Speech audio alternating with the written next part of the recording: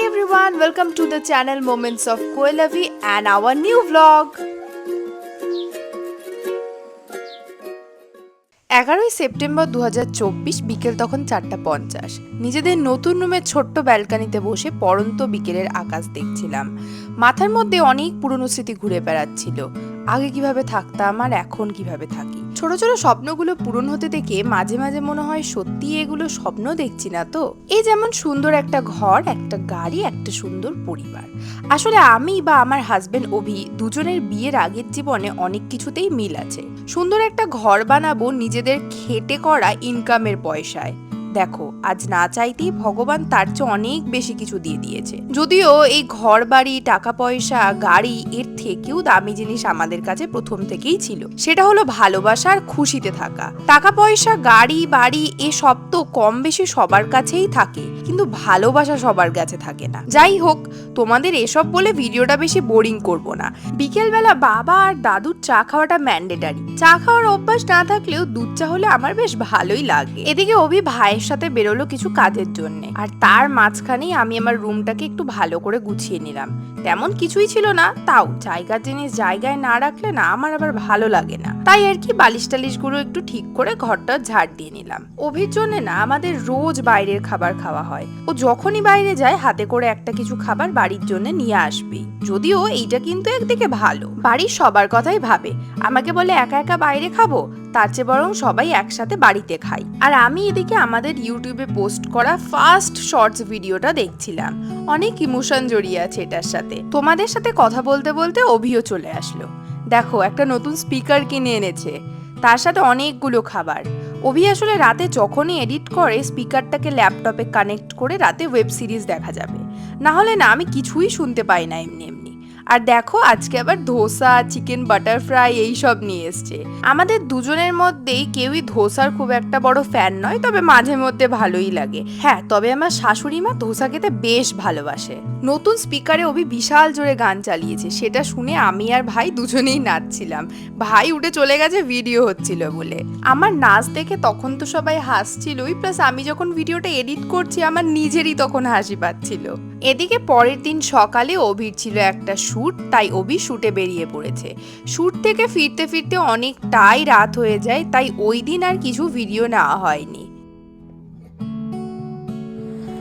Good morning, but এখন আর morning নেই, তাও আমার কাছে মর্নিং। তো আজকে ঘুম থেকে উঠতে অ্যাজ ইউজুয়ালি আমার লেটই হয়েছে। অনেক দিন পর আমি আবার পাহাড়ি স্টাইলের ম্যাগি বানিয়েছি, খেতেও অসাধারণ। ওপরতলায় বাড়ির কাজ চলছিল বলে অভি গিয়ে দেখছিল। কাজ প্রায় শেষের দিকে, দরজা বসানো চলছে, মানে মাপঝোঁক নেওয়া। আর ঠিক এরই মাঝে ওয়েদার হঠাৎ করে চেঞ্জ হয়ে গেল। বলতে না বলতেই ঝমঝম করে বৃষ্টি শুরু হয়ে গেল। যদিও কোনো প্রবলেম নেই, আমাদের তো ইনডোর কাজ চলছে, তাই কাজ থামার কোনো ব্যাপার নেই। অভি তারপর হঠাৎ করে নিচে নেমে এসে বলে, চলো একটু স্প্ল্যানেট যেতে হবে। ঠিক স্প্ল্যানেট না, মানে চাঁদনিতে যেতে হবে। দরজার লক, ছিটকিনি এইসব কিনতে হবে। আমিও বেশ মজাই পেলাম, তাই আমিও ওর সাথে বেরিয়ে পড়লাম। আর আমাদের বাড়ির পেছন দিকের এই রাস্তাগুলো কি যে ভালো লাগে দেখতে।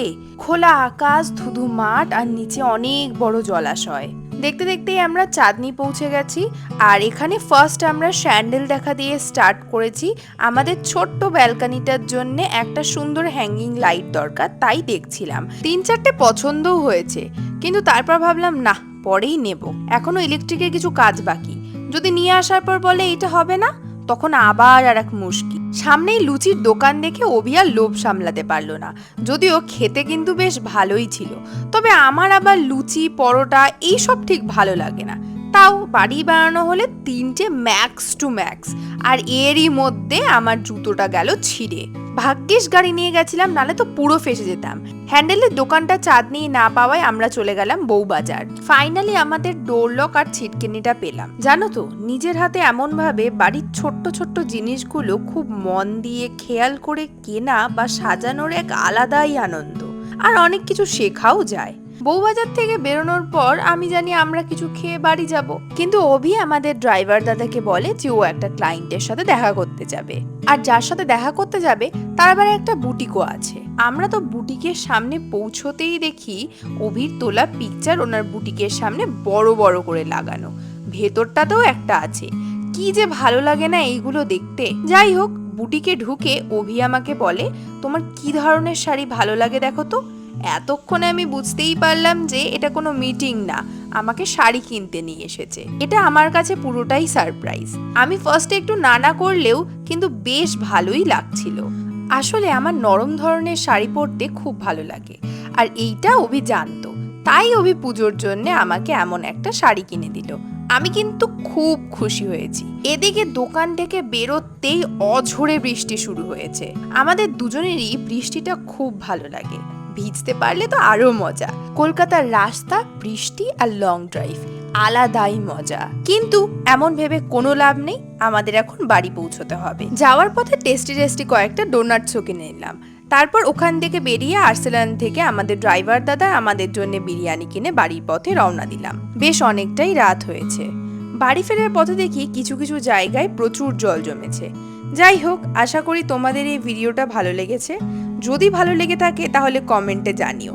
লাইক, শেয়ার অ্যান্ড সাবস্ক্রাইব করে দিও। আজকের মতো এইটুকুই। ভালো থেকো সবাই। দেখা হচ্ছে নেক্সট ভিডিওতে।